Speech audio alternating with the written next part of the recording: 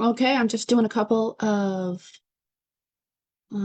technical things to make sure everyone can hear me and there's no echo this morning. I think that's been my biggest issue the last few weeks is echoes. So if you're on and can hear me and everything looks okay, please let me know. And we'll get started here soon. Good morning. Already some people jumping on. That's great. So I am.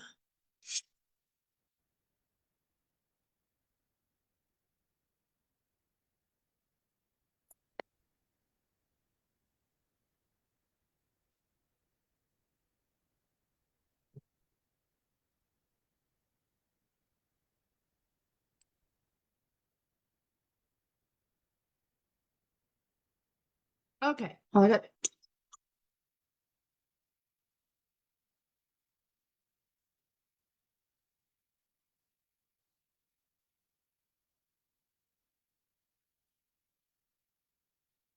I immediately got an echo.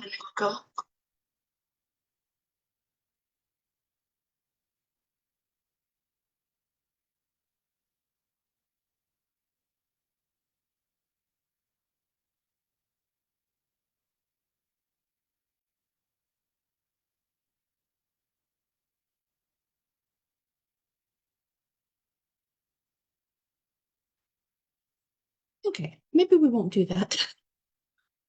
So good morning, everyone. It is Saturday morning, the 10th of January. I did the live last week in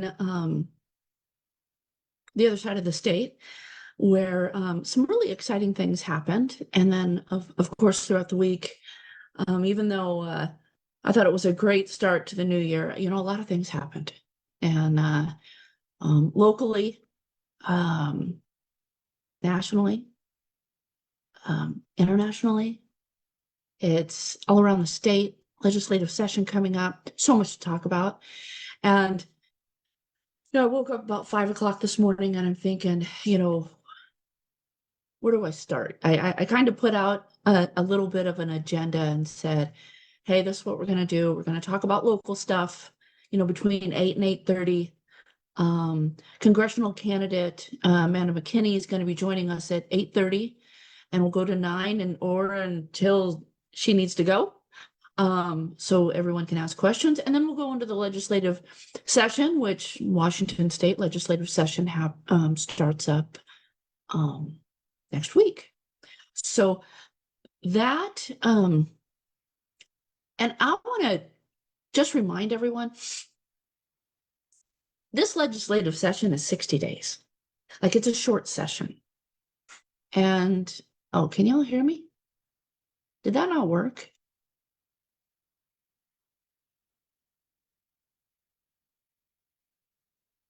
I'm just gonna double check here. Hey, Kevin or Rhonda, can you guys just give me a thumbs up if you can hear me? So that and there's where the echo was. Oh, oops, stop. Okay. So just to start out with, the two initiatives. I'm just going to clear things up. I was hoping to have a couple other people on here, and that didn't happen. Okay, I didn't get a like in the chat, but it looks like I got a like, so someone can hear me. So last week at the Secretary of State, Let's Go Washington. Actually, let me go back just a little bit farther. Let's Go Washington ran two initiatives. There's been some people thinking, no, they ran three. No, that organization ran two. And a lot of times with initiatives, one organization will run one, another organization will run. I mean, that's just how it happens. And it takes a lot of money to run an initiative, a lot of support, a lot of foundation, a lot of structure, coordination, people really digging in and getting involved. And so it's not like, hey, let's go Washington 12 more initiatives. It's planned. They figure it out. They figure out, what they'll have the most backing on if they do run one. And because you can't do it without backing, you can't do it without support, and you can't do it without the people out there. Even though there are paid signature gatherers, there's individuals like you and me that are not paid that go out and get signatures. And you got to have that support, otherwise they're going to fail, and then you just threw that money away. So Let's Go Washington ran two initiatives. One, to protect girls in girls' sports, to keep boys out of girls' sports. That's a no-brainer, guys. And even in a lot of media this last week, they're saying, oh, you're against trans. That is not what that says. It is to keep biological boys out of girl sports. It's a no-brainer. Stop bringing up trans. Stop bringing up LGBTQ. Stop bringing up all that. So, hi, Deb. Hi, Kevin. Yeah, Kevin, yeah, jump back on when you get overblew it. Um, so that initiative got enough signatures. So for those that didn't know, give yourself a pat on the back if you were one of those signatures. If you signed one of those initiatives, you made this happen. Every single one of you, 400 plus thousand people on each initiative, made this happen. So the other one, to restore the parental rights bill, it also passed. Well, not let me rephrase that. I shouldn't use the word passed. It had enough signatures to be turned into the Secretary of State. So it had enough signatures to go to the legislature. Both of them did. So last week, both of those initiatives were turned into the Secretary of State with enough signatures to get them qualified to be put in front of our Washington State legislature. Now the other one, the initiative to make you have to be a legal resident, not a legal resident, actually, a citizen, in order to vote. But you don't have to be a citizen to register to vote. So there was another initiative put out by the Washington State GOP that was going to make it so you also had to be a legal citizen in order to register to vote. And I've had Glenn Morgan on here before, and one of the things that we discussed is the motor voter and what that does. And I've talked to other individuals, several of them here in Okanagan County, where they were working on their residency, they were working on their citizenship, and long before they were even legal citizens, they were just residents. They went in to change and get their driver's license, and they were automatically registered to vote. And so that's what that initiative was going to try to fix, is that you were not any longer automatically registered to vote, that you became a registered voter when you became a citizen. So that one did not get enough signatures. Now, let me go back. I want to just say, I've seen some negative comments, and I've seen a lot of plus, but I've seen a lot of negative about why didn't Let's Go Washington support the Washington State GOP initiative. It's not that they didn't, and I don't speak for Let's Go Washington, but I do know that I was at several events helping get signatures and stuff. And even though I brought a couple of them and they did get filled out of the Citizens Initiative, Let's Go Washington they had paid signature gatherers. There's a PDC requirement. You have paid individuals, and they're working on their two initiatives. That's what needed to happen with the Washington State GOP also. And anytime there was a Let's Go Washington event, the GOP needed to be there with signatures. Now, how did I see them at times at events getting signatures? Yes. But I also saw where there was events where there was not one person show up from the GOP to get signatures. So whether you were volunteering with the GOP, just a regular Joe Blow like me, or whatever. When I saw that happening, I'd grab, if I had a couple sheets, and I'd put them out on a clipboard away from Let's Go Washington, because you got to keep in mind there's rules and regulations in regards to PDC requirements, and people just look at it on the face. Oh, Let's Go Washington isn't supporting them. There's requirements. There's reporting requirements. There's all different types of things in the background that both these organizations have to comply with. That just doesn't make it, oh yeah, we'll do this for you and we'll do this for you. It's convoluted. It sucks, but it's the facts. And so I just wanted to share that. And I don't speak for either organization, but I saw the negatives. And if you have questions, call the PDC, ask them, hey, go find out the facts yourself. If you're really that interested. Like, I had people getting after me. Where's the Citizens Initiative? Still waiting on it. Because for a long time, I was waiting on it. I ordered it 3 or 4 times. And in order to get them mailed to me, anyone could have got them mailed to them. And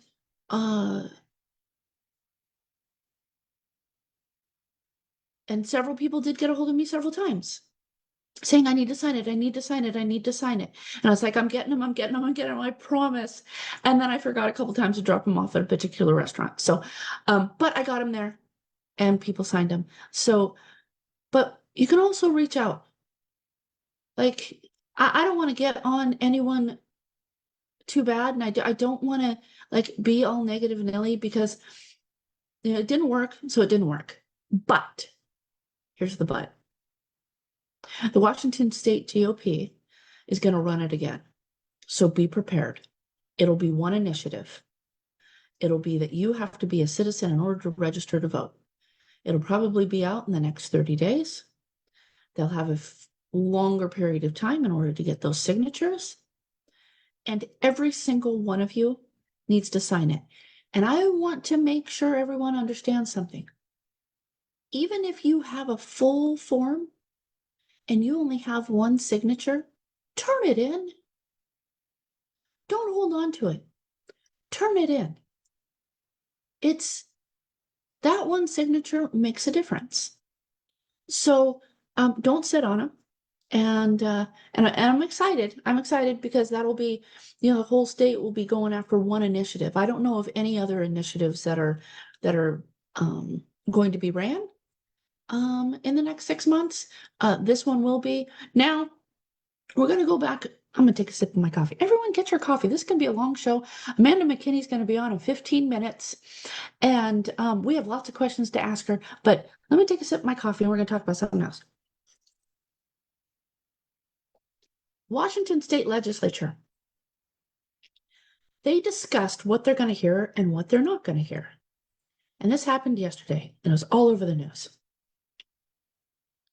So they discussed not hearing the 2 initiatives that had enough signatures. So these 2 initiatives had enough signatures to go to the legislature. Now, wait, everyone. This is what happened before. They said no, no, no, no, no. And then they did pass them. So we don't know what's going to happen. This session is 60 days. If they don't pass them, be prepared. Every single one of you, be prepared, because there's going to be an incredible campaign that's going to need your help. It's going to need every single person calling, every single person getting a hold of their family and friends, every single person that believes in keeping boys out of girls' sports and restoring the parental rights, those two things need to pass because they're going to end up, if they don't get passed on it through the legislature, they'll be on your general ballot. And there's going to be a lot of reasons to vote on your general ballot in November. And I know that's a long time away. You're like, oh, wait a minute. But that's, I already know 3 things that's going to be on well, just possibly. If those 2 initiatives do not get passed through the legislature, they will be on your general ballot. And then there's a constitutional amendment that is the Democrats are pushing to be on the general ballot to make healthcare affordable for all. That'll be an interesting one. And I see a lot of my strategy brain makes me think about a lot of reasons why they would have that on this particular year for that.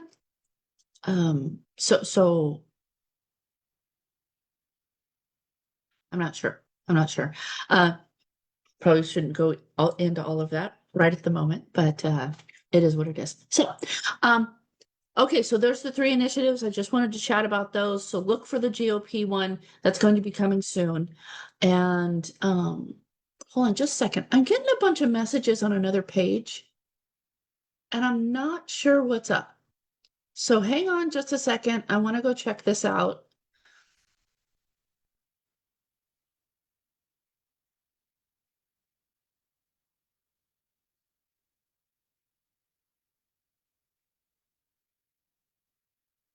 So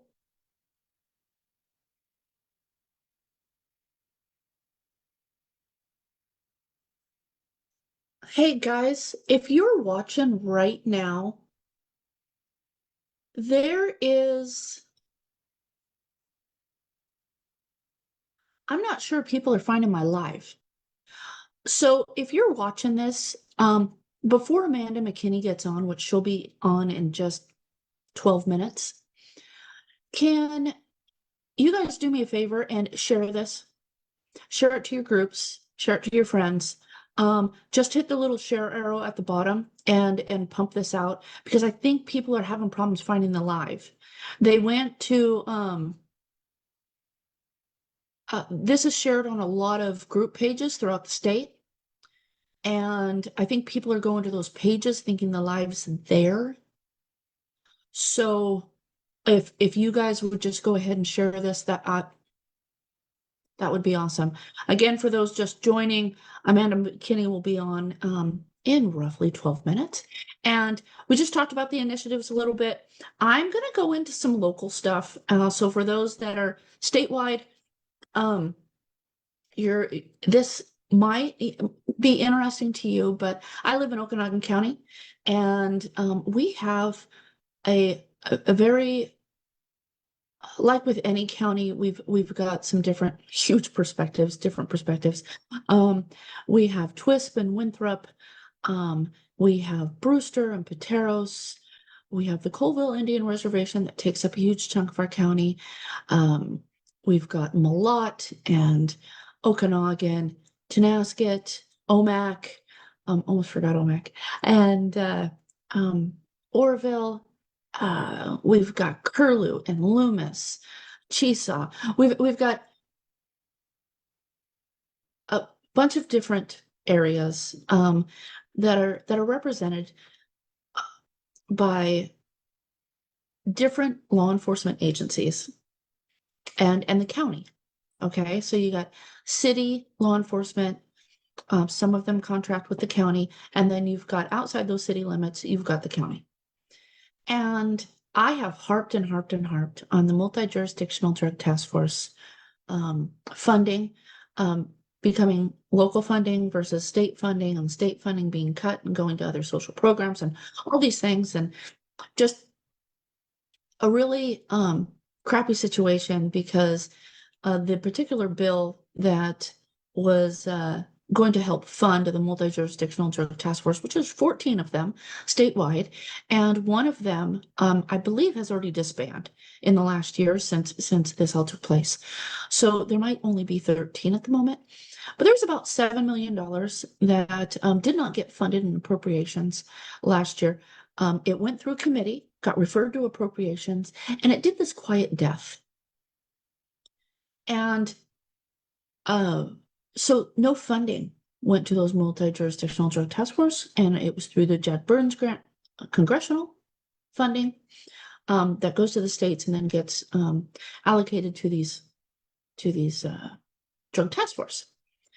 So the drug task force met with a bunch of cities and everything else and said, hey, you guys already buy in. It's a mutual agreement. You guys give us a little bit of money every year. We're going to have to increase that. And they went to all the cities, the county, the tribe, everyone, all the different entities that are involved in that and said, we need you to pay more because we're losing a lot of funding. Which to some extent, I totally agree with, because if we keep it local, we keep local control, correct? I mean, that's what we fight for.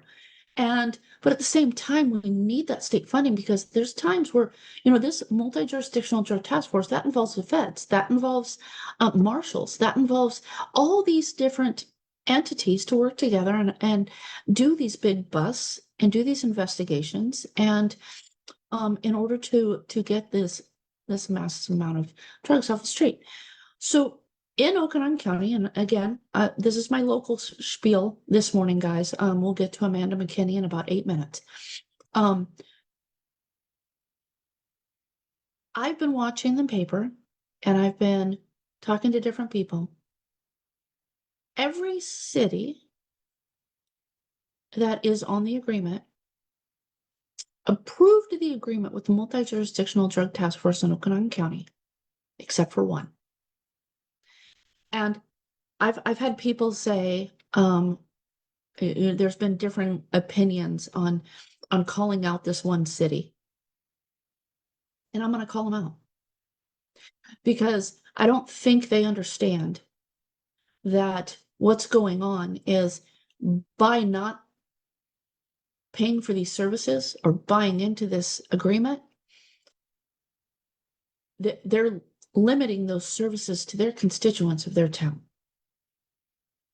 And don't even argue with me that that's not going to happen. This is not a sheriff's contract. This is the drug task force contract. There are totally different service guys. And so the one city that did not buy into this was Okanagan, the city of Okanagan. Now, a lot of people are going to say, oh, go talk to the mayor. Well, guess what? I have not seen where they voted on it. It never made it out of committee. So somebody needs to go talk to that committee. Dead serious. Somebody needs to go talk to that committee. Go talk to that committee, sit down, have coffee, do whatever. And have a chat with them and see why.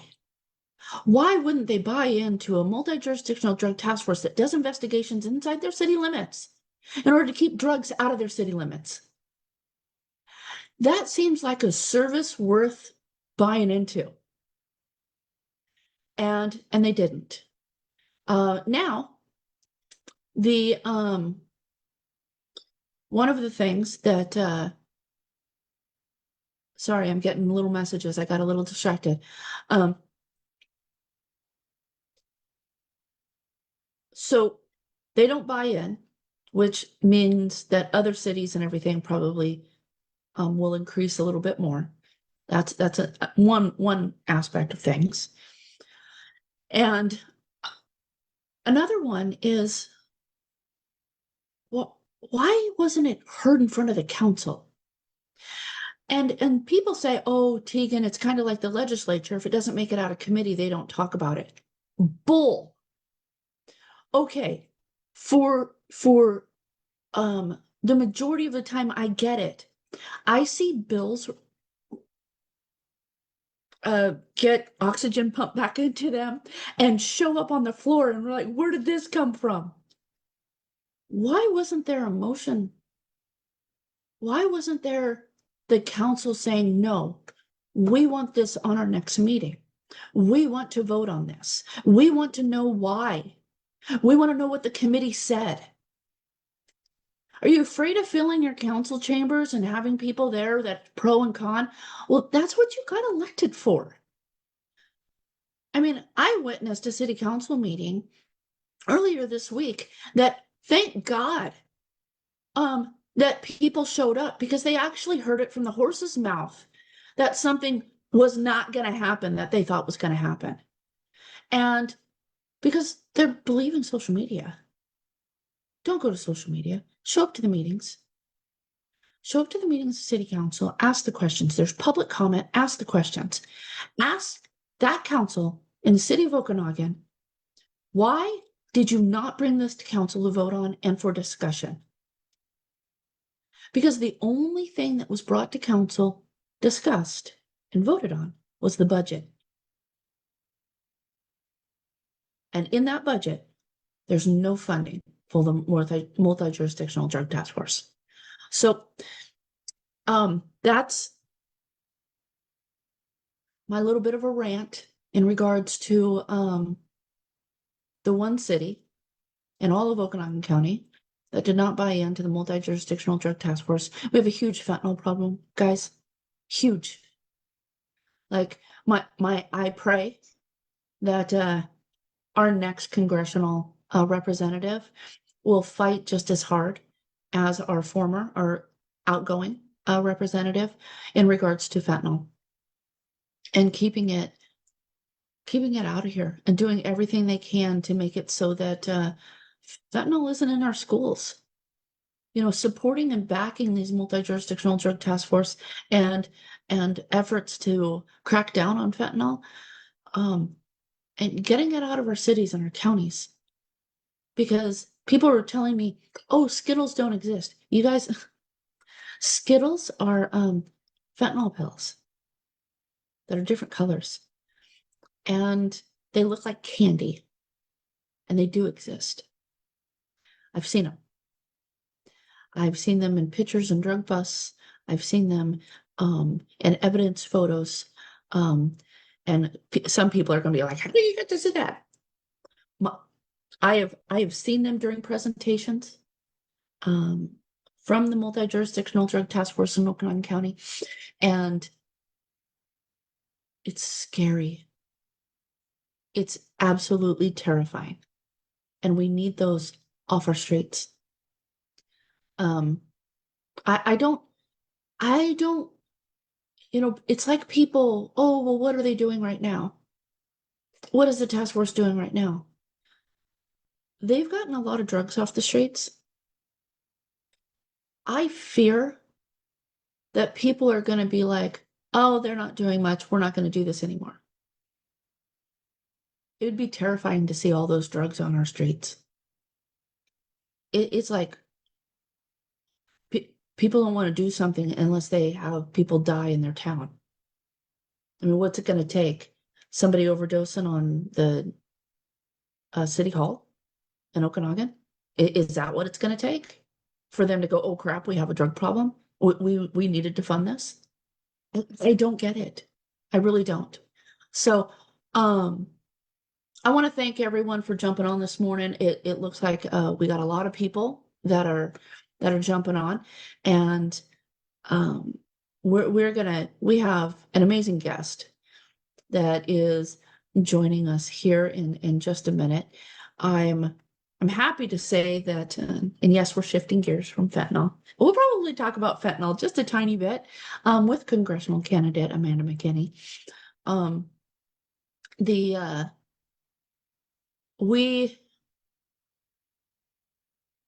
We have a very interesting district, and it goes all the way from, it takes up the majority of central Washington. And yes, I live in central Washington, not eastern Washington. Eastern Washington is Spokane, and that's a whole different level of crazy over there. So I live in central Washington, and I live in north central Washington, and Amanda McKinney, who is running for the 4th Congressional District. She will be, um, she's going to have an interesting race. The last time I think this run happened, good morning. Good Um, morning. the last time this happened, um,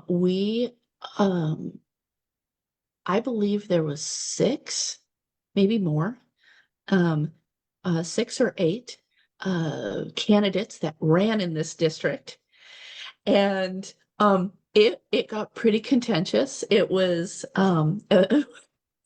and a lot of those people, a couple of them, I think would probably jump in this race. It's not for you jumping in, Amanda McKinney. So, thank you for joining us this morning. Thank you. I'm not sure if you're muted, but Oh, am I? Can you hear me? are you unmuted? I am. Let me see if it's me. Because if it is me, okay, let's try that Testing, again. testing. Testing, testing. There Okay, you. good. It was me. Okay. I haven't been accused lately of being too quiet, so Yeah. I'm gonna change the settings here real quick and make it so everyone can see us. you're a wizard with this stuff. Oh, after the last couple of years, I've had that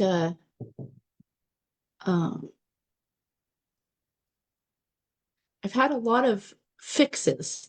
And Well, I've had a, since, our younger kids all grew up with all the technology and then with COVID, I mean, our youngest, he's a whiz with everything. I think by the time he was 5, he could reprogram the settings on anything. They're remarkable how they pick things up. oh yeah. Oh yeah. Um, I want to put, well, and then the Mhm. updates that happen, you have everything set up, you have everything ready to go, and they do an update, and then the button that you're used to clicking is not there anymore. And it's like, no. I So, accidentally accepted a change, an update on my county phone, and it's all completely different now. The interface, it looks different. The buttons are in different spots now than from my regular personal phone. And so depending upon which phone I pick up, I have to reorient myself to wait, what am I trying to do here? And I need to just figure out how to make it go back to the way it was so that they're at least the same because I don't like it. I totally understand that. So I for everyone joining, and this is my live is got a little extra attention this morning about I don't know, 8:25. I had a lot of people starting to jump on and message me and say they can't find it. And so I just want to start out telling everyone that's watching, hey, please share the live so other people can find it.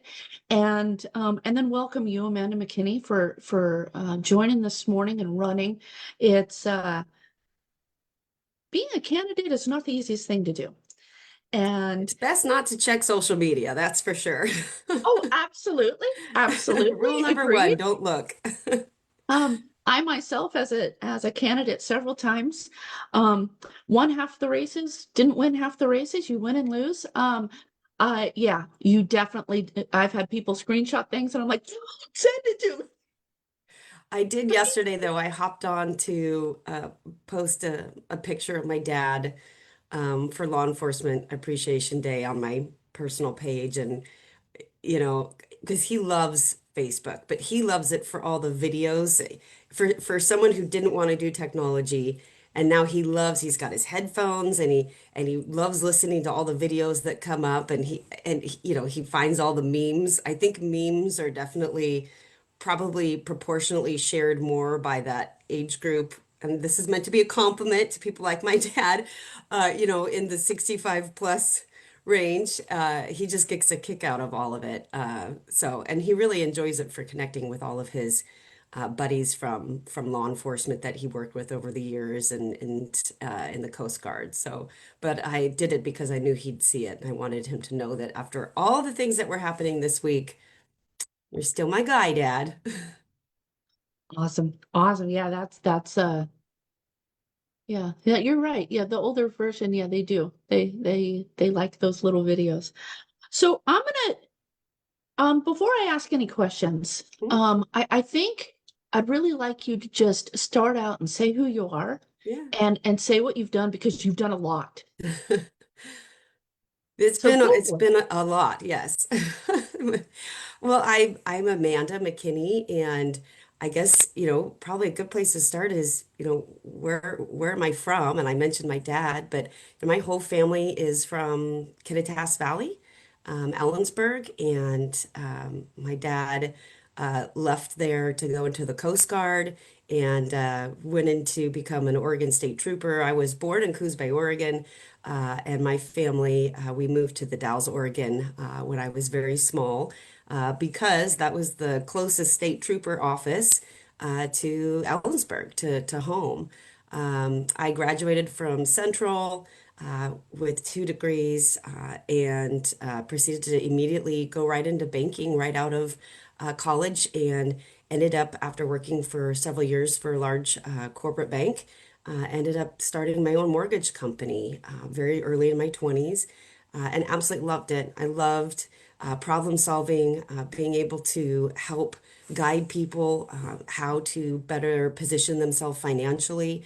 I always approached it where, I wanted people to be able to purchase a home, but I wanted them to be able to have that home and still have some confidence in their financial pocketbook to be able to, really afford the home and not be burdened by the home ownership. And I did that for over 20 years, really involved in the local community. I met my husband at a Rotary meeting. We've got 2 amazing kids. Our daughter, Caitlin, is just graduated from the University of Arizona in Tucson.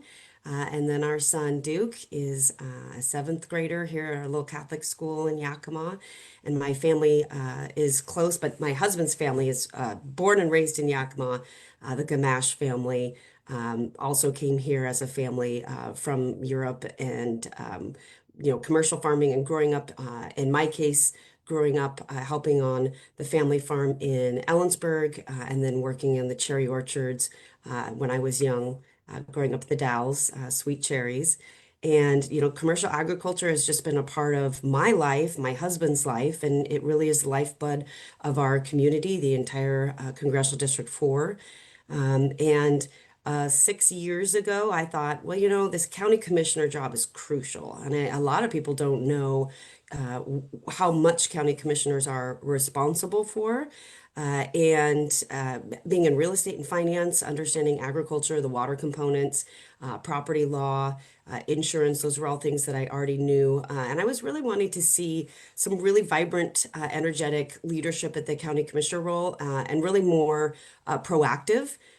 We have all been really overburdened by regulation, both at the state level and federal level, and we've moved away from local decision making. And I wanted to really grab onto that. But it just so happens that God really has incredible plans for all of us. And though I intended to run for commissioner to focus on economic and agriculture issues, I announced my candidacy on January 15th of 2020, and 2 months later, COVID hit. And then the world just kind of got flipped upside down, and what I was witnessing was not America. And it seemed to me that there were not voices out there advocating for our basic constitutional rights, and most especially for our children.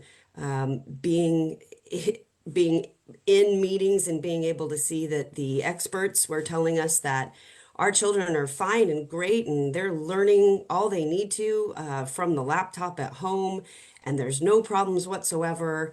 I, I know anyone who's listening, as a mom, I thought you're absolutely crazy. This is so devastating to our children at all age groups, and not just the learning aspects or lack of learning aspects, but the social consequences. And And then later knowing that everyone was going to find out that none of that was neither necessary nor was it approved ever as a way to deal with that type of a pandemic.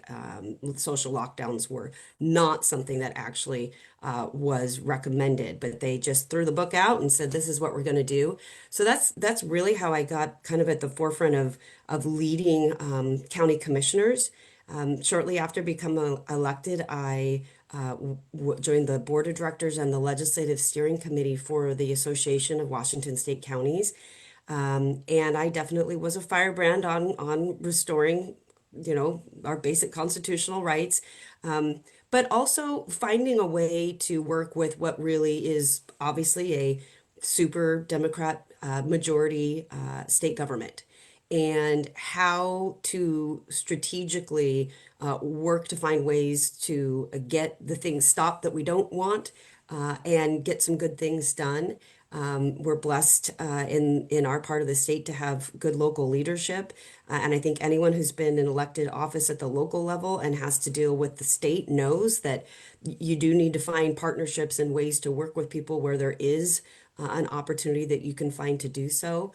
But through that advocacy for counties, I was elected by my peer commissioners to represent Washington State back on national issues at the National Association of Counties. And I sit on the Western Interstate Region Board, which is kind of like the Western Caucus for Congress, as well as Vice Chair of the Rural and Agricultural Affairs Committee. And then I was recently elected to represent all counties on the Federal Wildland Fire Leadership Council. Why? I really am a good study. I make sure that I understand the issues. I ask a lot of questions. I actually like to go out and see it and feel it and touch it.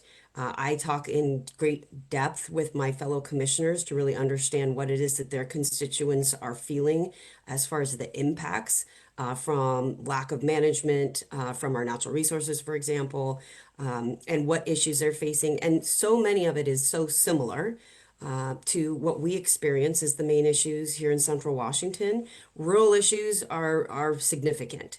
And that runs everything from, farming and agriculture to rural health care, job source and training. I mean, it runs the gamut.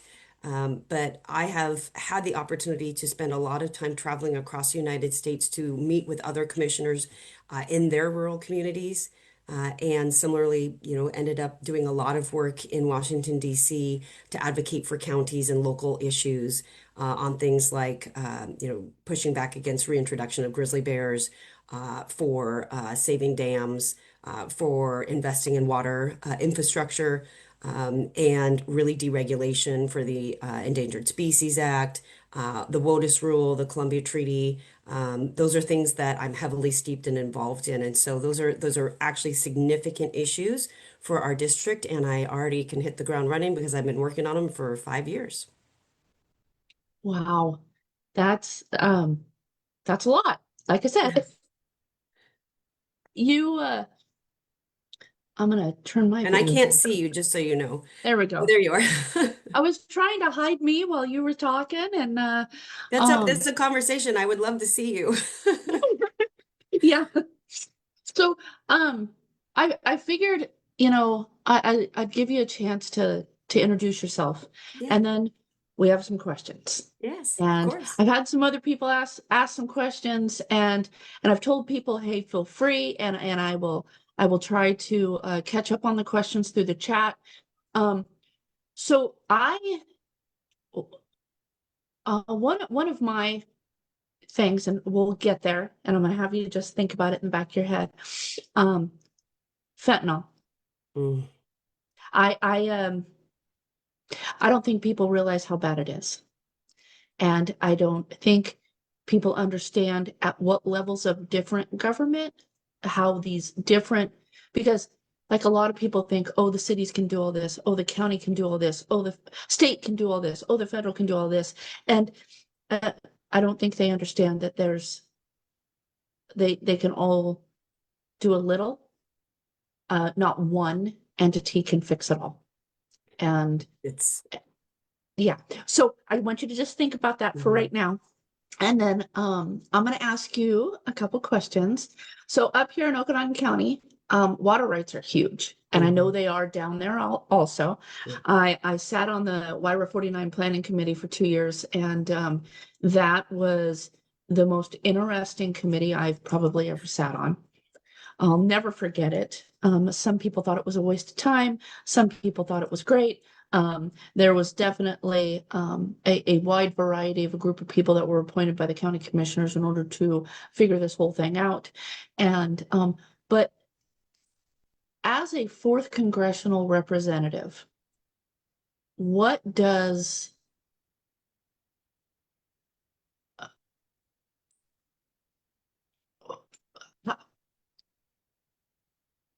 candidate, not representative, candidate, how, how does water rights fit into everything? Like, how does like It's yeah, just the because I most know important thing. Uh, the our entire region would not be what it is today. We would not be living in these communities that you and I both call home if not for um, the insight and really hard work that went into building an infrastructure to harness water, our natural resource, to be able to produce incredible food crops. That's why we're all here. And there, there are certainly the reason why we have a lot of issues primarily with water because we didn't have 150 years ago a really good understanding of how it was all connected. And there were water rights that were issued that in the case of the Yakima Basin, more water rights were issued than technically we have water available to fulfill from the sources. And I think one of the key pieces, and you kind of touched on this with fentanyl, which is, but how do you work on water, which is an expansive issue. We have international treaties on water. A river runs through it, but quite frankly, it's continental. So, there are international laws, there are federal laws, there are state laws, there are court cases, and that is an important piece to understand. And sometimes I put it pretty plainly, but of course, when people move to the western states, crossing the Great Plains, you picked up your plot from the federal government, and you took water out of the creek, or eventually dug got a well put in, and you could just take it. And of course, with time and progression of rules and laws and jurisprudence, we've now said, okay, certain water rights, in order for them to be fulfilled by someone who has a senior water right, we can't must curtail. We need to make sure that those who acquired their water first in time or prior to your water right being issued must be made whole first. And so understanding that basic structure is very important, the rules for which we have to work in. Um, the infrastructure piece is particularly important because most of the infrastructure that we all utilize today in farming in Central Washington was originally built by the Army Corps of Engineers. In some cases, in over 115 years ago. These were huge public works projects, and not all of the projects that were actually planned were completed, and that is another issue. And so the way the infrastructure worked was that the federal government built these wonderful, incredible, but very simple, in some cases, systems, and said, here you go, local people, you get to now maintain it, and you're responsible for repairing and doing all the things. And of course, the cost of construction, due to environmental regulations that, I mean, a prime example is in Yakima Valley, we have the Yakima Tieton Irrigation District. And some folks might be familiar with seeing photos. It was recently heavily damaged in what we called the Retreat Fire. And it was built 115 years ago, poured on site in 2-foot concrete blocks. So it's a concrete open surface tube. I like to describe it. It's like a string of pearls hanging on the side of a cliff. And it was so heavily damaged and is under such threat because the fire swept through and it's such a steep grade that, as you can imagine, when the fire goes through, the trees are gone. There's nothing but giant holes in the ground where trees once stood and their roots were. And so landslides, trees, boulders crashing into it, busting it open. It's concrete, it's 150 years old.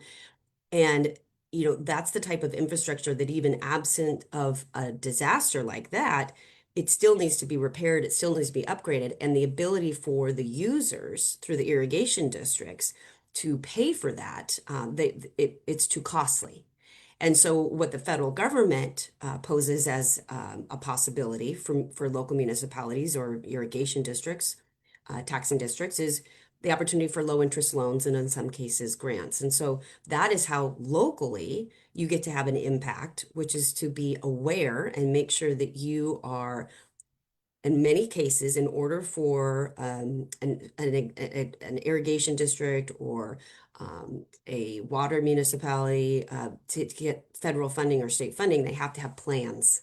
It's always a requirement that you have a strategic plan of some kind and all these rules. And so making sure that you're on top of things on the eight ball to make sure that you have all of these plans in place and they're updated and adequate, because that oftentimes is the limiting factor. And that's what I've discovered from working for rural counties, is that our rural counties, you have sometimes a part-time sheriff, and everyone's doing everything they can just to make sure the lights are on and the checks are written and that the roads are getting cleared of snow. And then we're supposed to know what disaster plan has to be in place in order for us to be able to get funding for when the disaster happens.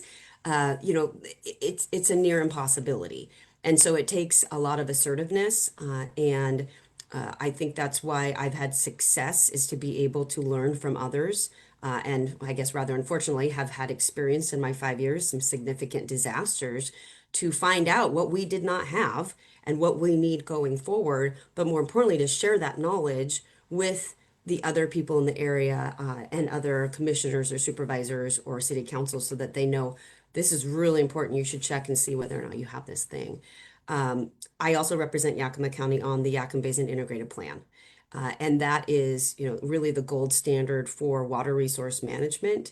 It is not perfect, but it is better than all the stakeholders being in court, spending the money on attorneys rather than projects that can help us to store water, conserve water.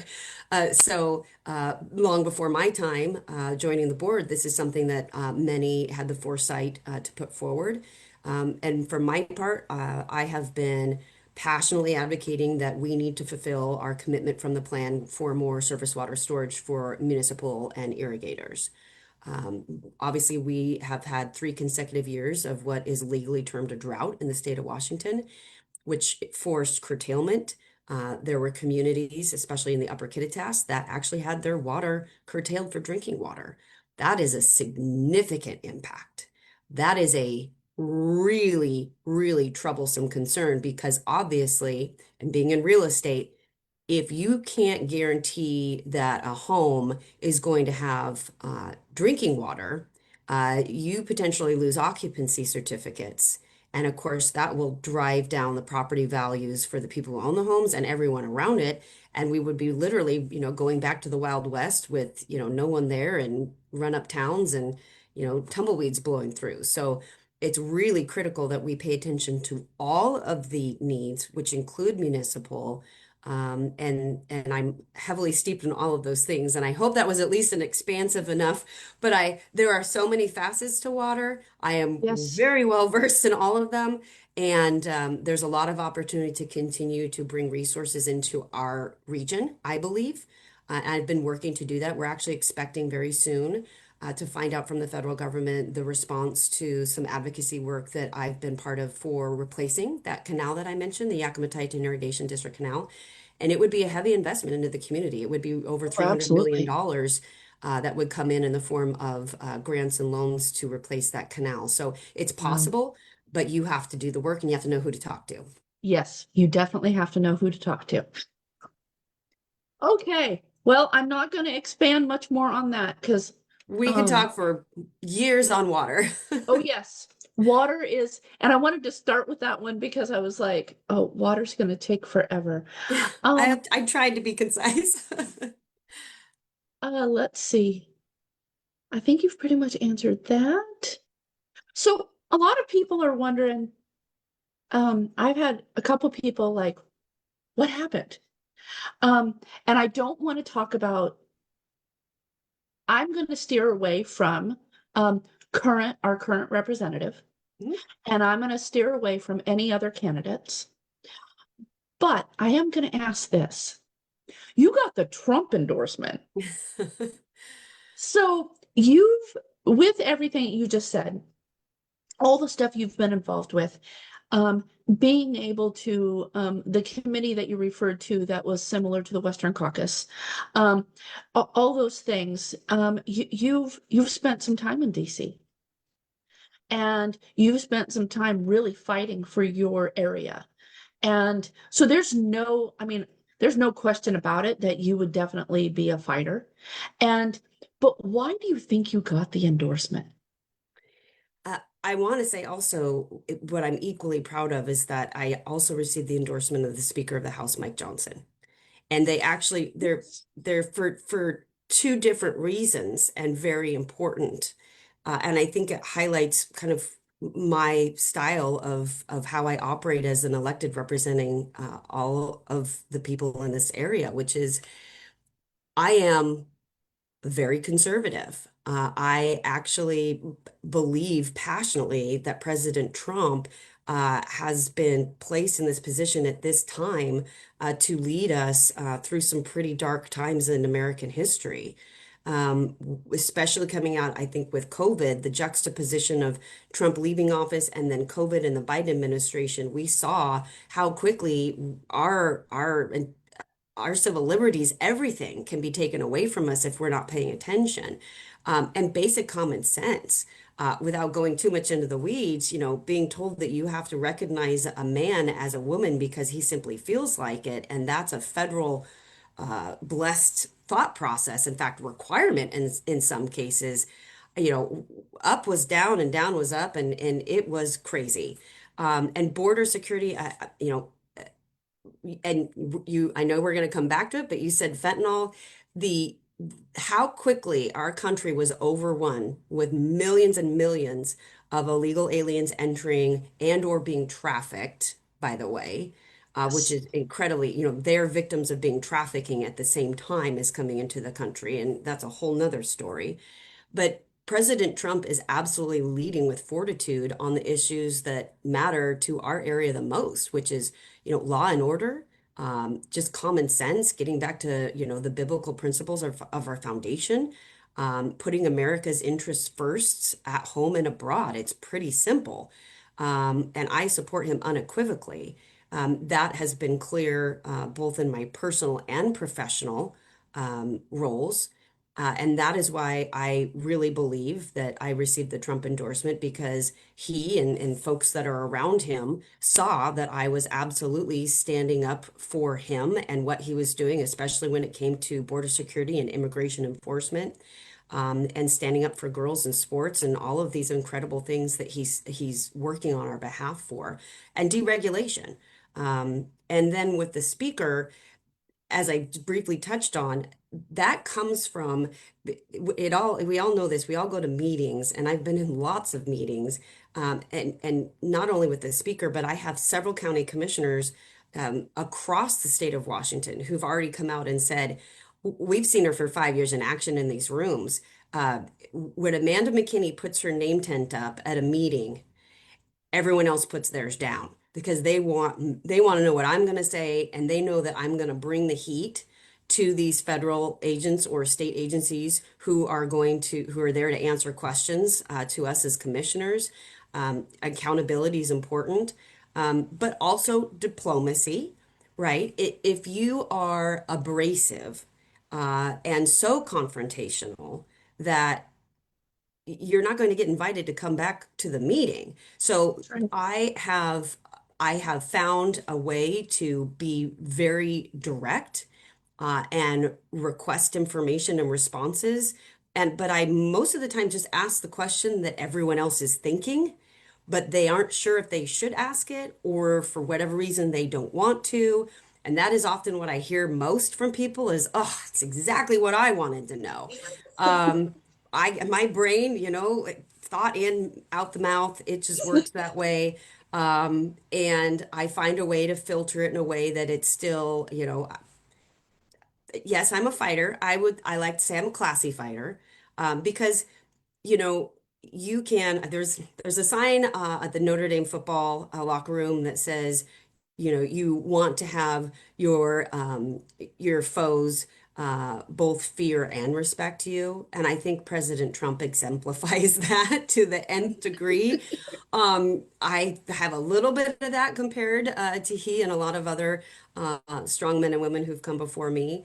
Certainly, CMR is extraordinary and such a great example for women in leadership in Washington State. But that's kind of been my mantra, and having had successes on behalf of rural communities. So having a success for Yakima has meant successes for Central Washington, has meant successes for rural communities everywhere. And that is why I believe I was able to also achieve the speaker's endorsement, because he's actually witnessed me working with Republicans of every shade, by the way. It's a misnomer that every Republican in Congress is the same shade of red. Same for Democrats. In fact, a great example I like to use, I was sent back, I was asked to go back to DC to talk about H2A. Obviously, our community in Central Washington, we're the #1 users of the H2A program, but it is definitely too expensive and it's cumbersome, and we need to make some real changes. We did thankfully just get a very nice win to reduce the wages, but I was asked to go back and talk about why it was important to do that. And I actually was asked to go speak to some Republican senators and representatives from other parts of the country. And for someone back home, I actually was asked, well, of course Republicans are going to vote for this. Well, why wouldn't every Republican in Congress vote for this? And what I explained, because what I learned is that even some Republicans in Congress were opposed to it because they believed that the H-2A program was encouraging illegal immigration and that it was taking away American jobs. So that I believe is why I was asked to go there, so that I could explain to them, because this is being elected. It's the stories, it's the firsthand experience that Yeah. matters. So I was able to give them real firsthand examples of how those assumptions were incorrect, and that we rely on them in our community because we do not have a workforce in enough numbers, numbers that are reliable, because the Mhm. days of putting a sandwich board out and hoping people showed up are gone. And the Yes, expectations absolutely. for the food quality and the production lines that depend upon getting these mass products out in a timely manner. You cannot wait and say, well, we didn't have enough people show up Right. today. There are quotas that you have to meet every day to keep that machine going. And I was able to work with them on that. And that's one thing that I'm very That's proud of to have a part of. so I had a meeting about a year ago with two orchard owners up Mm. here, and Representative Newhouse, and um, it was, and it's exactly that, the H2A and the wages. And we talked to them, and I brought in two other stories from other orchardists. It was so expensive. It was, they made more money by letting the fruit drop. And that's the sad. We're And at that. It's very sad. We yes, can't so have that. yeah, so it was, and people just didn't understand. And I'm like, well, wait a minute. I have um two individuals that are Hispanic, own orchards. They own them. They have their families here. They've been here for generations. They are representing this class of people that you guys are saying you're fighting for. They have these experiences. Please listen to them. Yeah. And it was fine. It feels like they finally listened. And it was just, Sometimes you have to repeat. yes, yes, repeat, repeat, repeat. Yes. And there's times where, a lot of times, like going back to what I mentioned about, municipal government and county government, state legislation, and then on our federal side, there's different pieces all the way that really impact, if the one piece that the county was supposed to be involved with and didn't make happen, sometimes it'll make the whole thing fall apart. Well, especially when the main thing we're in charge of is roads. I Right. will say too, when you have an understanding of something, it helps you to be able to talk to the people who, for those who are opposed to, for example, lowering the wages for H-2A workers. There's definitely a lack of understanding of what exactly the program is and who the folks are that we're bringing in temporarily to work. And I think it's important to have confidence when you speak about something to be able to say, first of all, I assume the best in people. And so when folks were saying that well, we don't want to lower the wages, how dare you lower people's wages? We want to increase people's wages. And they were concerned about the financial well-being of these workers. But being able to point out that these are workers coming from a third world country where this is something that this is winning the lottery for them to be able to come over here and to earn this amount of money, because to them, this is a windfall amount of money compared to what they would be able to earn over the same duration of time at home. It's not even a comparison. And Yeah. so being able to reject the premise that this is somehow trying to limit and lower wages for a certain group of people. No, these people are, and by the way, very well cared for when they are here. There are so many I requirements was that we must just going to do. mention that. Housing and transportation and medical. I mean, the list goes on and on, which to your point is part of the other reason why the cost is so high, and something that, again, someone who just doesn't understand the program from the outset says, oh, we don't want to reduce the wages. Well, they're receiving exceptionally high wages for where they would use the funds when they go back home. And they're also being provided a myriad of other services and housing and things of those nature while they're here as well. So really important to actually know what you're talking about. Yeah, the benefits are not, um, if they were to take all of the benefits and during the time they were here, divide it by the hours worked, add that to the wages. Oh, Yeah. and that was one of our arguments, is like, this is the position you've put these orchard owners in. And And it's a uh, great risk, as you just said, when that is why we have such consolidation. yeah, Consolidation happens because people get to a certain point where the risk is too great and they simply cannot. I mean, we lose 2 farms a day in Washington State, and we're not alone. It's happening across all of the Western states and, well, really America. I mean, the idea of being able to have a small farm, that's actually part of the reason why it took me 3 years to get it done, but we recently updated all of our agritourism ordinances in Yakima County. And that was a recognition of, the code was written in 1999 when wineries were kind of popping up across Washington to have tasting rooms. And, if you remember, you walked in and there were chocolate chips in a dish and oyster crackers in a dish. And that was your wine tasting experience. And now, in order to supplement their income, these growers and operators and wineries are, we've got all these great fun opportunities where, they've got bands that come play and you can, bring your family in. There's, food trucks that'll show up. And according technically to the way some of the codes are written in a lot of our rural communities, it didn't even account for this type of tourism or business model. And now it's necessary for them to be able to make ends meet so that they can still keep what commercial crops they have in production. Because right now you have a bad year with your crops and prices. It might be the fact that you actually were able to get people to come to your tasting room every weekend during the summer to listen to the local band. That's what kept your margins where they needed to be yeah. to keep going for the next year. And so federally and then locally, countywide, Mhm. that comprehensive plan needs to align with that so that they Yeah. don't conflict.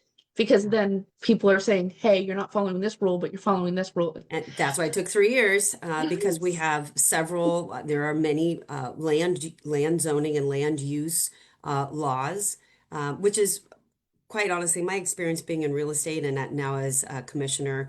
One of my primary focus in Congress is going to be deregulation. And I've been asked, what does that actually mean? And I will say that there are so many environmental rules that property owners are required to comply with that are rules, not laws. They're from several different federal and state agencies who have jurisdictional authority that overlaps, and they're contradictory.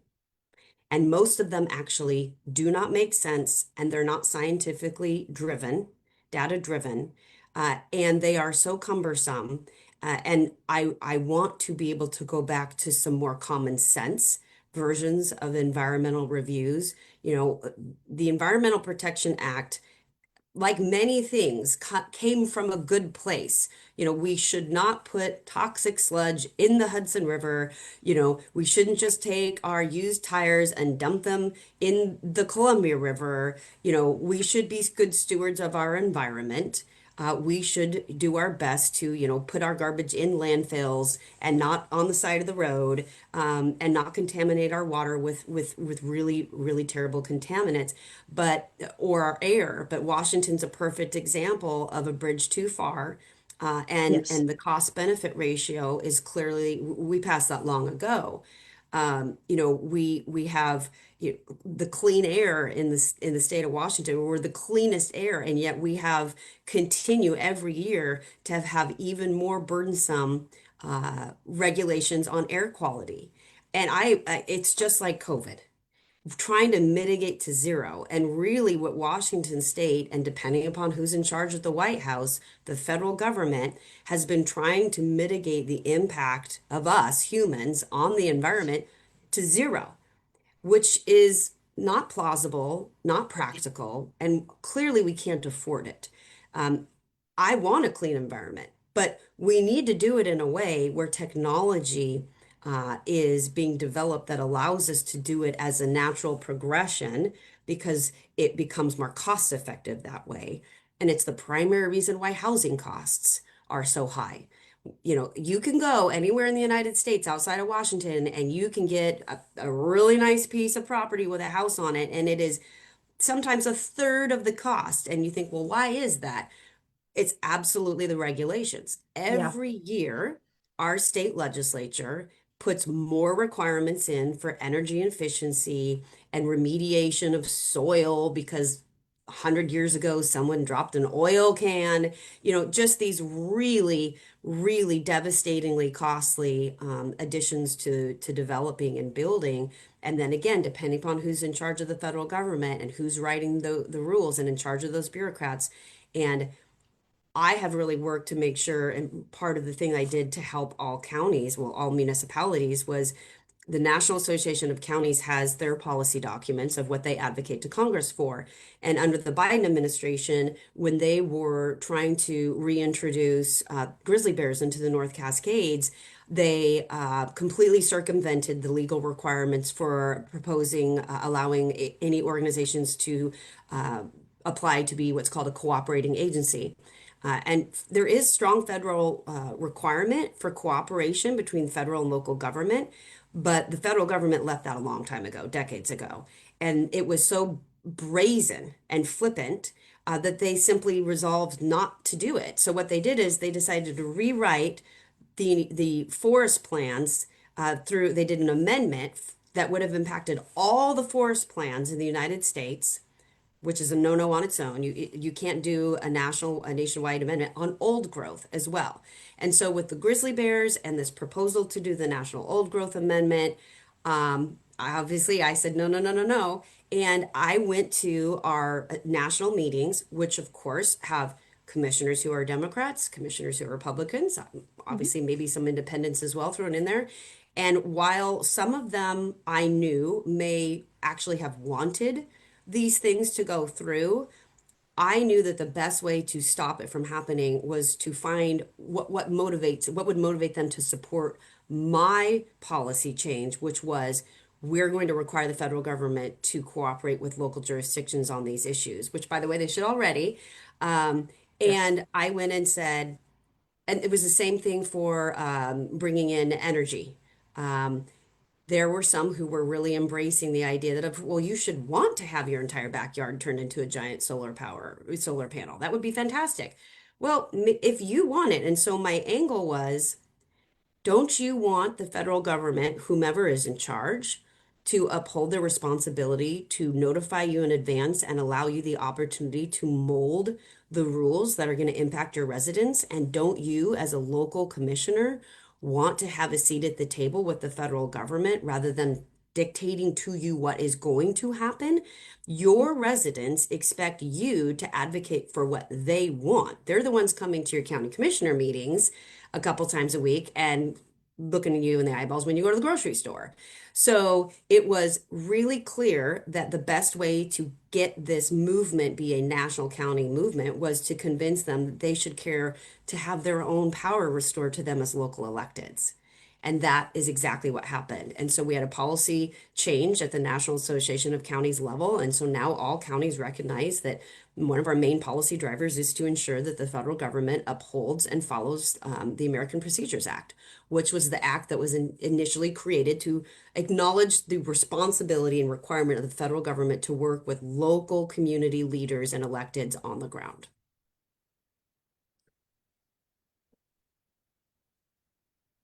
You are very knowledgeable about, and And it's I 8:30. and well, I'm on my first cup of coffee. I filled another whole coffee pot because I knew I was going to be going long. I have kept you longer, but we do have, if you have time, um, we do have a couple questions. If I I could, have time for, let's do one more depending upon, because I did commit to, I've actually got breakfast plans this morning with my family. okay, So okay, let me ask you this one, and then there's, yeah, I'll just ask it. Even though I know this is a federal race that you're running in, this is more state related, but like with anything, it's there's all a connected. federal, yeah, it's all connected. Olympia Democrats are once again floating a bill to make county sheriff positions appointed. If this passes as a rep for our region, is there anything you can do to ensure that our rural values and constitutional rights are protected? I do believe, and I'm not a legal expert, but I do believe, especially with our Washington State Constitution, which is very strong, I do believe that there are significant legal questions to how they would be able to move forward with that because the county sheriff actually performs a lot of functions that most people don't know about, and they also have impeachment authority over the governor. There's a lot of different facets to this. One thing I will say about this is not only do I believe that it's unconstitutional and that I would absolutely be working to find a way if there's a federal nexus, which is, I must say, even though we live in a state that I believe is going in the wrong direction, I am a strong supporter of states' rights. I do believe in a very limited federal government. And that's why I am very committed and have been working hard to make changes in the state of Washington and will continue to do so. This is something that if they move forward with this, there will be legal challenges that I will absolutely be a part of advocating for. I do support the Citizens Action Defense Fund, both personally and professionally. And I also am a part of the finance team for the Let's Go Washington initiatives. And Mhm. I absolutely would see us working on an initiative in partnership with the state party. There is just something about knowing that, especially in this world, we need to have more electeds, less bureaucrats. And the idea that the chief law enforcement officer in the land would actually be a political appointee and answering to the governor, that is not something that's going to fly for locals. And it's a prime example of how, again, both state and federal governments for decades now are working to erode your local representation and to funnel all of the decision making up to the state capital and to the federal capital. I am passionately against that, and we need to reverse it at both levels. So I want to make sure that I use all of my authority and influence, professionally and personally, to restore decision making to the local level. That is my primary role. Thank you. Thank you. I think that was probably the biggest, let's see here. I don't see any other questions on the chat. I could close and just give my contact information That would be out. So, great. because I absolutely welcome, more questions that the questions are so helpful because usually it's a question about if it's an issue that I didn't even know about. And so I'm always intrigued and I love to get questions and I do take it very seriously when I get questions as commissioner. I pride myself in being responsive and I know that if you ask anyone who's been asked me as a commissioner a question or they have an issue with county government or otherwise, that I am always pride myself on being responsive and finding a solution. But you can reach me at Amanda at McKinney4Washington.com. And that's spelled out Washington, FOR. So McKinney, McKinney, Washington.com, Amanda at. And my website is McKinney for Washington. You can also enter anything there. But yes, I look forward to it. And please get in touch if you have a question or a concern that you think I should be alerted to. I'll make sure that goes in the chat so people Thank can you. follow it later. Thanks. And I thank you so much for Thank you jumping for on. having me. Hopefully, maybe a little bit, maybe after filing week, when we know everyone that's on, we can have you back on. Your sounds great. schedule's gonna get super, super busy. And I'm still a commissioner and I've got a lot of responsibilities. So yes, yes, I understand that. Yeah, you're gonna have a busy schedule. So I look forward to seeing you again. Thank you so much and good luck. Thank you so much. Bye. Bye. Okay, everyone. That was Amanda McKinney. I really wish her all the best. I thank you everyone for joining this morning. We're going to touch on some legislative stuff. So for those for those that don't know me, my name is Teagan Levine. I do a live with Teagan every Saturday morning, and we're going into Washington State legislative session. I've been doing these for a couple of years. I used to do them on Wednesday night. I've been doing them Saturday mornings this last year, and they seem to be getting a little bit more busy or watched, I guess. And I really appreciate it. I really appreciate everyone that hits like. I really appreciate everyone that shares, and I really appreciate all the comments, whether they're good or bad, guys. Like your perspective helps. Even if you totally disagree with me, this is my opinion. This is my life, and I try to bring factual information, and sometimes I will put in my perspective, like I did before Amanda McKinney joined us this morning. I shared my perspective on the multi-jurisdictional drug task force agreement throughout our county, and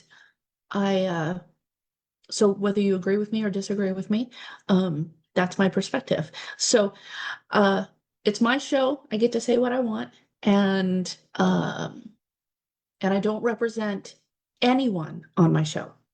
I don't represent my employer. I am not an elected official anymore. This is me and just me personally. So moving on. We're going to get into this legislative session. We've got a couple things. So I usually read off the bills every week. So we've had a lot of pre-filed bills that should scare the hell out of you. Straight up. They're scary. And one of them was that, so if you go to my page, if you go to Teagan Levine on Facebook, and just I say that because this is not just shared on Facebook for those watching. But if you go to my page on Facebook and you scroll down to last night, there is a post, and the algorithms on Facebook, they're going to start cutting me off. They always do during the legislative session because I share links to the Washington State Legislature, and Facebook doesn't like political posts. So they start cutting me off. And so in order for you guys to help with that, you're going to need to like those posts, share those posts, and get other people to follow.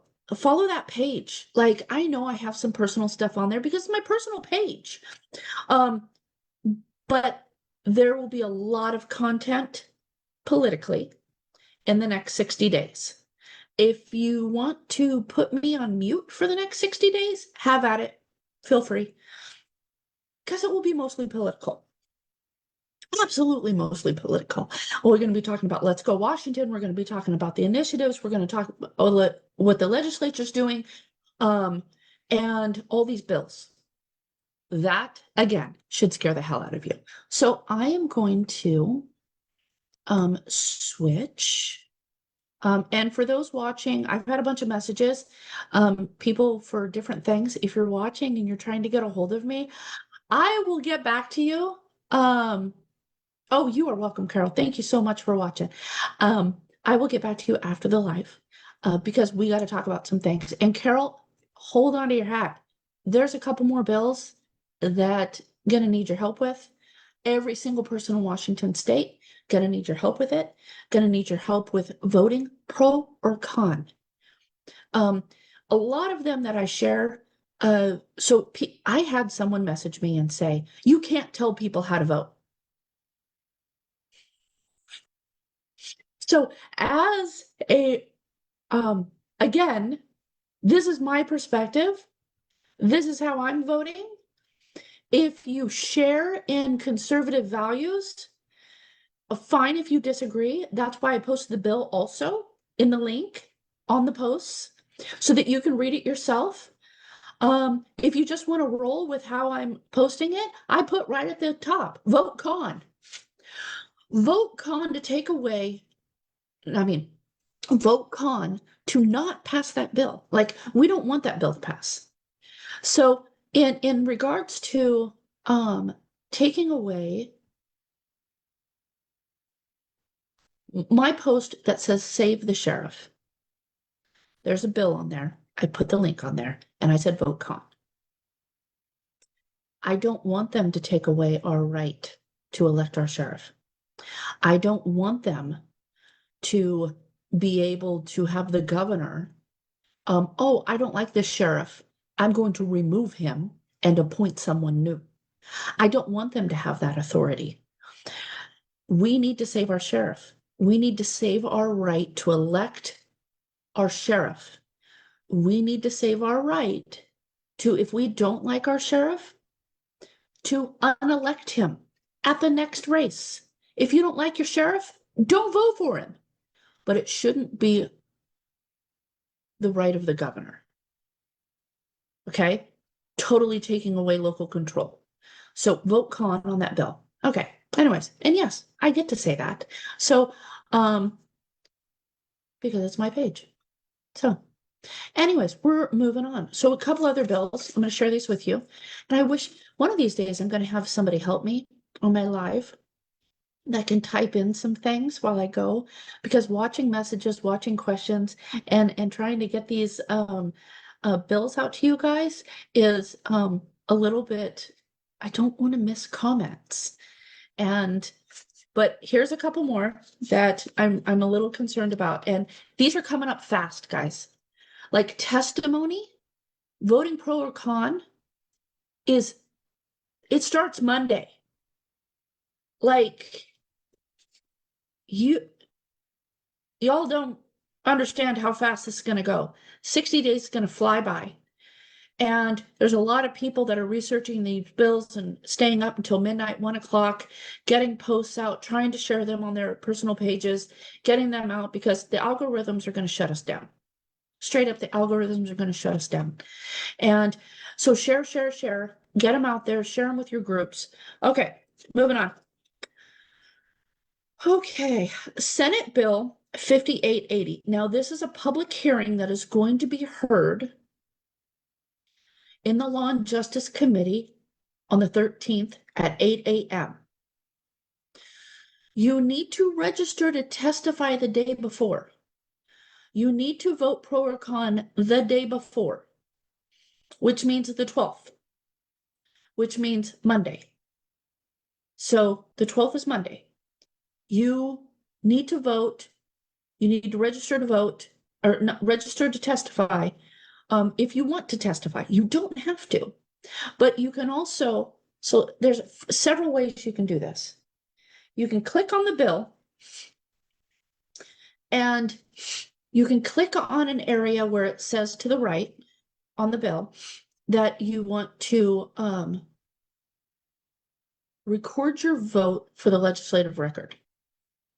That's where you're going to click to vote pro or con. In that section, the very top option is your position. You click on there, and what you're going to see is pro or con, or other. I think the option is other. So then you do that, you type in your name, everything else, and you have an option of making a comment. Now, this on the committee, that goes to the committee. There's another route that our Okanagan County Sheriff did a post, and that just goes to our representatives. You guys love our representatives. Thank you to our representatives. They're already going to vote con. And is it good to let them know? Absolutely, it's good to let them know that yes, 100%. You've had 40,000 people in your 7th legislative area that have all reached out to you, all voted con, and they're going to fight for you. That's good. But you also need to do it on the committee hearing. You also need to make sure that for the legislative record that you are voting. So make sure you do that. And there's a lot of people that will teach people how to do this. So if you guys want to reach out and say, Teagan, I don't know how to do this, give me a couple minutes and I'll help you out. Okay, so first one, Senate Bill 5880 concerning toxicology testing by certified or accredited laboratories. I agree that it needs to be with certified or accredited laboratories, and I'm not going to tell you to vote pro or con on this. What I am going to say is this. When there is a accident or they've done a blood draw on a DUI with a warrant, and that gets sent to one of these laboratories, the more regulations on these laboratories reduce the turnaround time because it heightens the restrictions on them. And many of these lab results, entities, law enforcement agencies are not getting these lab results back for 9 months to 18 months because they are so backed up. So research the bill. It's Senate Bill 5880. And no, there's over 300 bills that have been filed, guys. So on some of them, when I say haven't read it, that's why. And I just, there's only so many hours in the day and I work full time. So, okay, next one. We've talked about indigent defense and the standards and the court rule and everything else for months now, actually over a year now. It's Senate Bill 5912. 5912 is reinstating the Indigent Defense Task Force.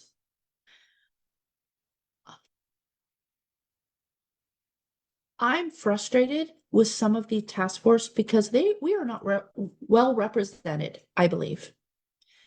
And as we've seen with the Wildlife Commission and different things, it's very left leaning. And if they're going to appoint a task force on the indigent defense. And it's going to be very left leaning. It's not a well represented. So how this is structured, so go read it and see how they're going to structure it. We need people from the West Side, the East Side, and Central Washington.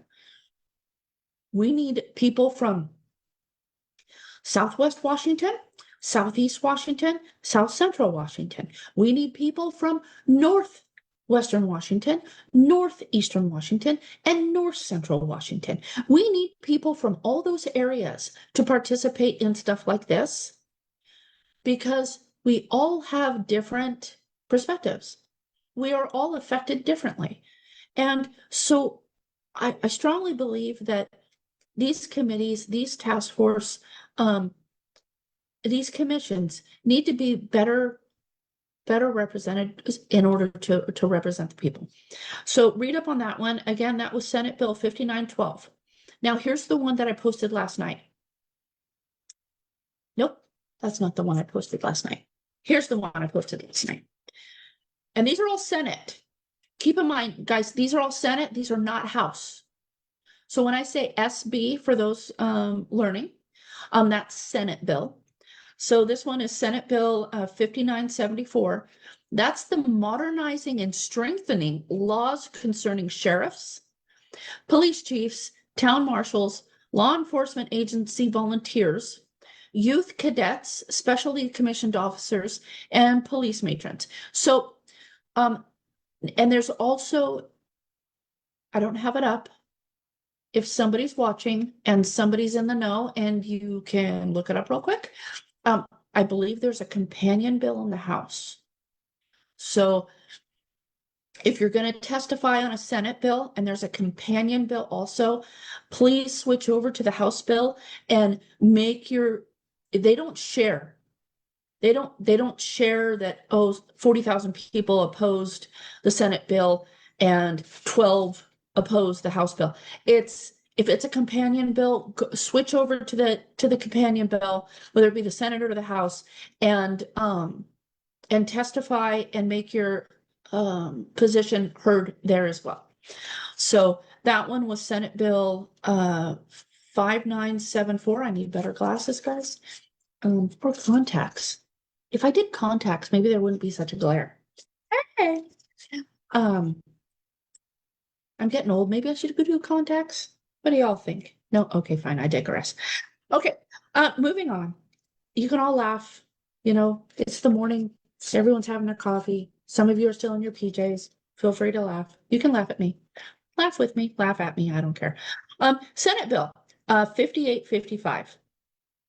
Here's the one that just drives me insane. So this one, again, so all of these are going to be heard Tuesday and Wednesday next week. That's why I'm bringing these up right now. Sit back this morning, jump on ledge.wa, find the bill, write the bill down, jump on there and make your position heard. Like straight up, do it this weekend. Don't wait until Monday or Tuesday. Do it this weekend. You don't have to do it during the hearing. You need to do it before. Flood them. Every bill that has been pre-filed, you can make your position known right now. So get on there and do it. So Senate Bill 5855, concerning the use of face coverings by law enforcement officers. Guys,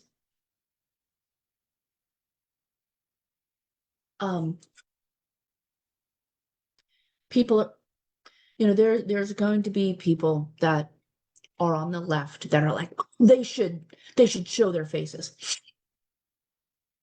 These individuals went to the police academy, encouraged by their family and friends, to help protect their communities. These law enforcement officers and other law enforcement are there to protect the people. And I'm not going to go into what happened this week. I'm not going to go into all the ICE stuff, and I'm not going to go into all of the immigration stuff. I'm going to go into that these are people. These are individuals that have been trained, are doing a job, they are providing a service, and they are trying to protect the people. And they are faced daily with people throwing stuff at them, spitting in their faces, spraying them with things. I mean, ask Brandy Cruz. She's not even a law enforcement officer, and she got sprayed in the face with crap. Um, they're being doxxed on social media. Their home address is shared. Um, People go into law enforcement homes and pushing them out of communities. This is not on the news. This is not, and you want to know something? Law enforcement officers, they're like, this is my job. Well, they didn't sign up to be doxxed. They didn't show up. They didn't sign up and show up for their job every day for their families to be harassed. Um, and you guys want to pick and choose like who you're gonna go after. Oh, we're gonna go after this one, and then we're gonna make all law enforcement be the bad guys. Yes, great point. So, Kevin Newport just put, we are already required to display our name and agency by law. It's already out there. And with all of the AI crap that's out there, I get it. You can put a face on there anyways. I mean, there's I don't trust 99% of what I see online anymore, um, because of AI. And you shouldn't either. But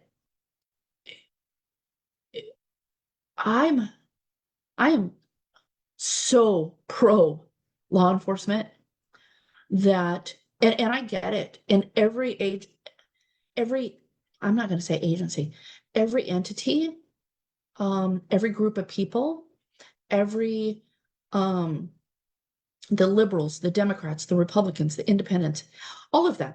You know, you one of them does something bad, and then all of a sudden that whole group of people are horrible. And you do the same thing with law enforcement. A couple people get sprayed all over Facebook and or X or whatever, and that whole agency or that whole division or that whole group of individuals is now the horrible people. Stop. Just stop. That is so wrong. And it you yourself, like last week, some people put some stuff out, and 2 days later, I thought, huh, I wonder if they're going to apologize. I wonder after 2 days of other information coming out, if individuals are going to apologize. No, haven't seen one person apologize. Haven't seen one person backstep and say, I was wrong. Yet, we have bills like this in Washington state regarding face coverings for officers. It's one level of them being able to protect themselves. Because if they become a liability by public perspective,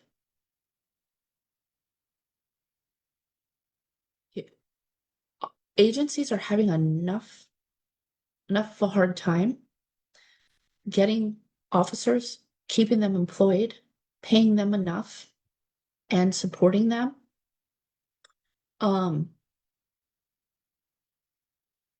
That your um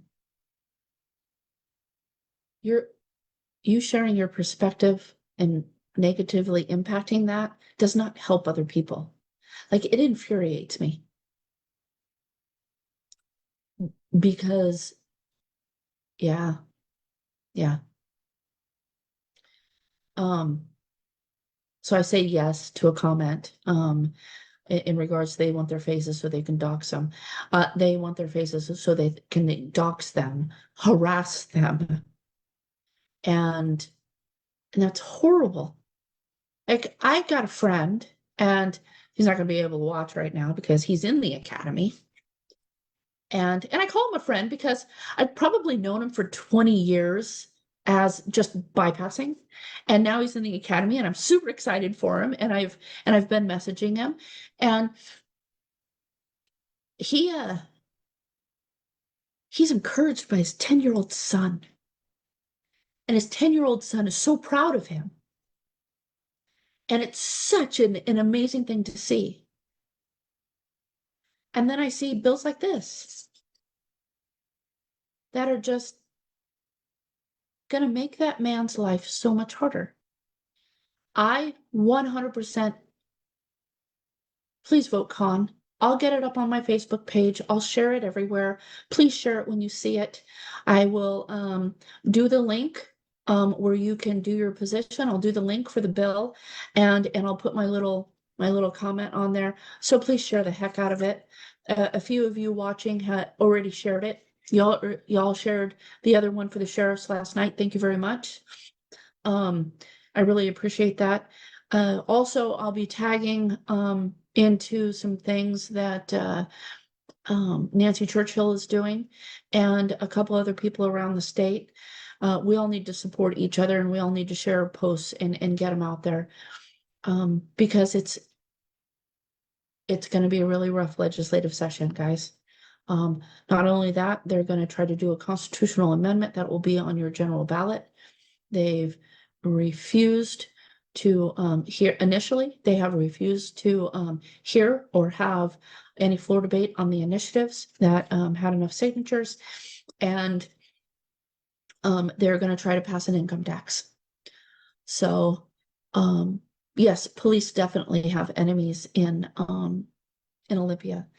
And for those that have been following me for years, a couple of people reached out to me and said, Teagan, are you still going to go to Olympia? And I already have, right now, I have 3 confirmed trips. And yes, 2 of them are on my own time, my own dime. And one of them is with my boss for Law and Justice Day at the Capitol. And then I will be spending a day over there in order to support Let's Go Washington and the initiatives. And so I am still going over there. I will always be a community advocate. Please like, friend, and share a page on Facebook that's been active for a long time. It's called Your Voice. It's you're going to see a lot more on there in regards to what I'm doing in Olympia, what I'm doing as an advocate, and strengthening, empowering people's voices that aren't able to go to Olympia or don't know how to testify. So please go there. And after session, you will definitely see a lot more on that page than on my personal page when it comes to politics. I'll try to steer my personal Facebook page more towards my family and me and personal life and goals. But Your Voice, the page on Facebook called Your Voice, is probably going to be my go-to to post political stuff. So, and then X, of course. X, gotta go to X. Get on there and like me and follow me on X. Also, Let's Go Washington, Brian Haywood, Steve Gordon, Ari Hoffman, Brandy Cruz, and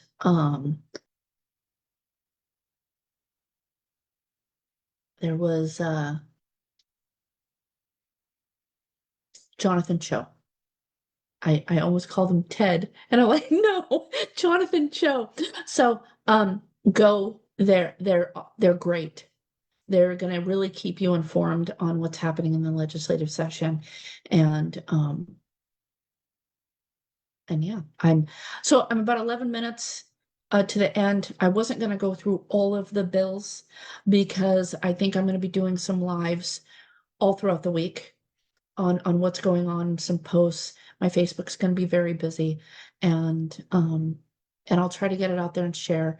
I've got somebody that might be coming on to help, and we'll see how that goes. And we're going to step this up into an official podcast, and we'll see how that goes. So, um, I don't know if there's any questions. Throw them in the chat, guys. I'll try to answer them. I'm going to go into uh, local elections here real quick. As you guys just heard from Amanda McKinney. And this goes for statewide too, guys. So hang on. If you're still on, listen up. I'm going to shift from bills to elections. So after right now, so in May is filing week. So keep that in mind. Our representatives are going to come.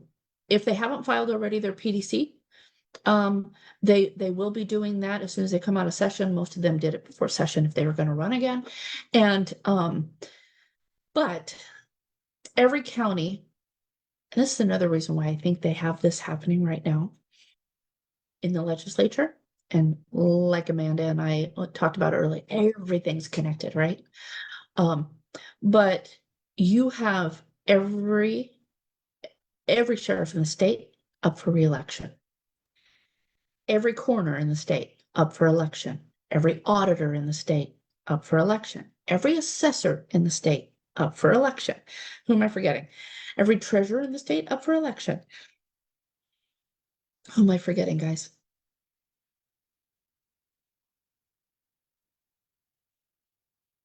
Okay, I don't want to pause too long.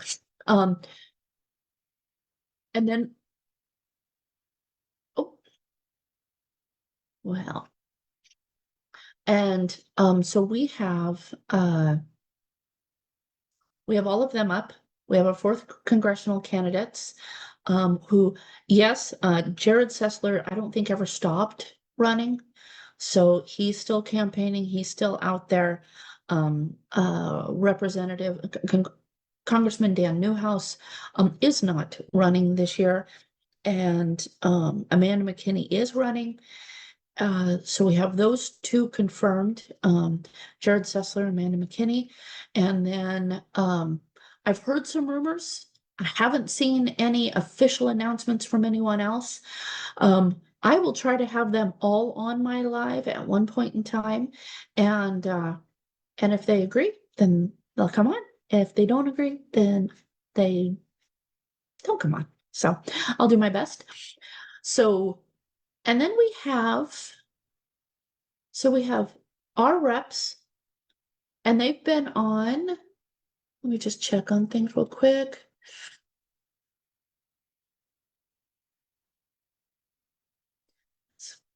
Um, sorry, I got distracted. So we have our state reps and our senator. So Andrew Engel, Representative Engel, and Representative Hunter Abell, and then Senator Shelley Short. So all of them up will be up this year. We'll have a commissioner race on the north end of Okanogan County up. And like all of you in your counties, you will probably have a commissioner race up.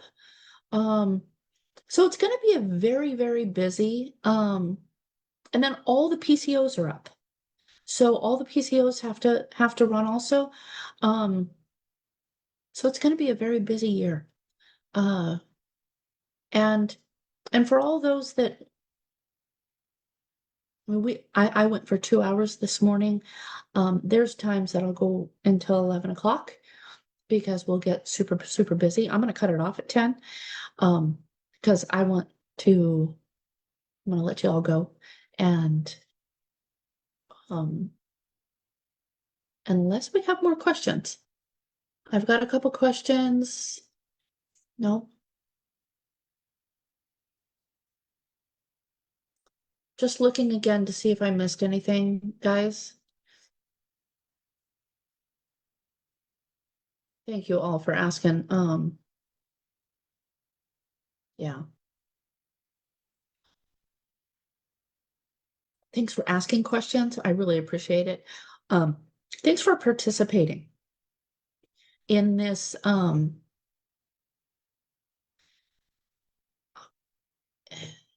process.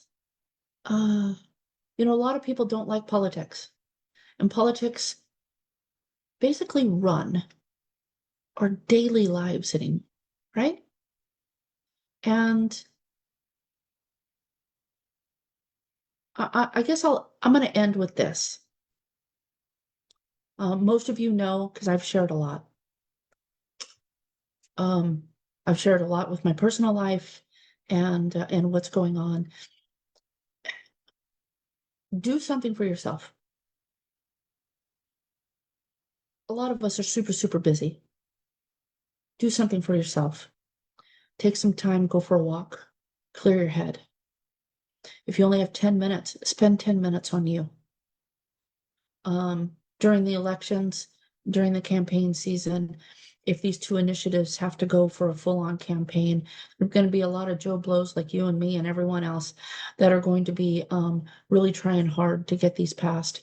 And be nice to people. Just be nice. It, it it doesn't take a whole lot of energy to just be nice. And be respectful. We don't have to get in each other's face. And and I see negative campaigns more often than not. And I really hope that we can keep all of these campaigns that are coming down the pike after this legislative session. We can keep them clean and honest and respectful, and that these candidates run on their merits and stay focused on the goal. Stop attacking each other.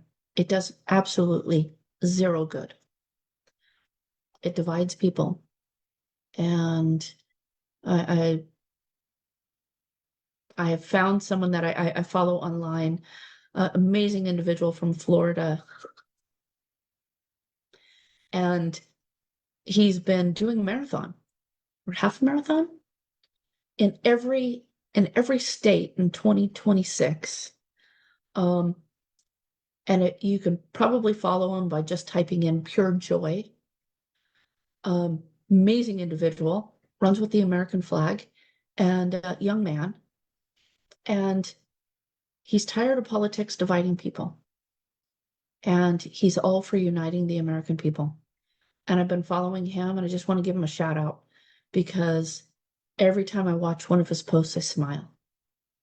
And I hope that every single person thinking about running for a seat, running to represent the people, can stay positive and bring a little bit of that joy into their campaigns. It makes people smile. It's okay to make people laugh. Heck, like I told you all earlier, laugh at me, laugh with me, whatever.